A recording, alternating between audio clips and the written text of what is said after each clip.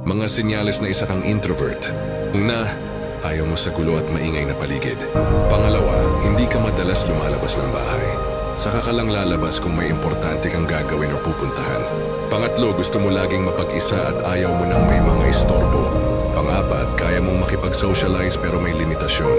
Pang-lima, kapag hindi ka komportable sa mga kasama mo, dinidistansya mo ang sarili mo sa kanila.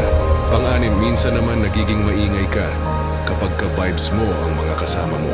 Pang-pito, hindi mo alam kung paano magsimula o mag-response ng conversation sa ibang tao. Kaya madalas ngumingiti ka na lang o di kaya tatahimik ka na lang. Pang-walo, hindi ka rin expressive na tao kaya madalas kang ma-misinterpret ng tao. Pang-siyam, straightforward kang tao pero madalas iniiwasan mong magbitiw ng masakit na mga salita kapag alam mong sensitive ang taong pagsasabihan mo. At pang-sampu, mas gusto mo pang tumambay lang sa loob ng bahay kaysa sa labas at makipagchismisan sa mga kapitbahay mo.